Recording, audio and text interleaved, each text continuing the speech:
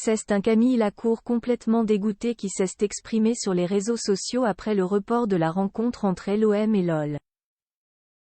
L'ancien nageur a fait part de sa frustration tout en ciblant les auteurs du caillassage du car lyonnais. La suite après la publicité. Une nouvelle publicité très mauvaise pour le championnat de France, qui n'en avait pas vraiment besoin alors que les droits télévisés des prochaines années sont en train d'être négociés. Dimanche 29 octobre, l'Olympique de Marseille devait recevoir son rival de l'Olympique lyonnais dans un match qui sentait la poudre. Bon dernier de Ligue 1, les Lyonnais, actuellement en pleine crise, espéraient se relancer après un début de saison chaotique et le départ fracassant de son président emblématique, Jean-Michel Aulas. Malheureusement, le match n'a jamais eu lieu.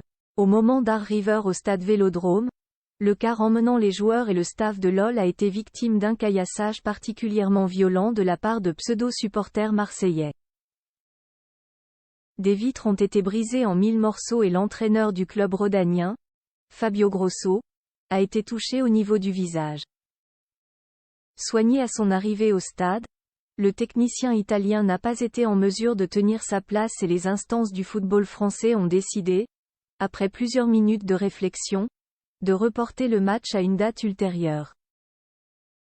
Un énorme coup dur pour les plus de 60 000 supporters en tribune, à commencer par Camille Lacour, présent hier soir et qui n'a pas hésité à évacuer sa frustration dans sa story, qui est à retrouver dans le diaporama, sur Instagram.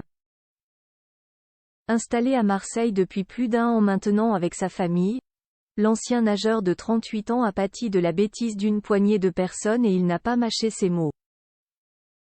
Partageant une photo prise depuis le stade Vélodrome d'une annonce indiquant l'annulation du match, il ajoute en légende « Merci les débiles qui ont fait que notre soirée est gâchée ». Il ajoute 2 émojis montrant son dégoût et une petite leçon aux auteurs des faits « Révisez les valeurs du sport ». Quelques instants plus tard, le compagnon d'Alice de Tolénard a partagé une photo choc du journal L'Équipe montrant l'une des vitres du car lyonnais complètement détruite par les projectiles. Une nouvelle soirée dramatique pour le football français qui va devoir trouver les sanctions adéquates pour que ce genre d'incidents ne se reproduisent plus à l'avenir.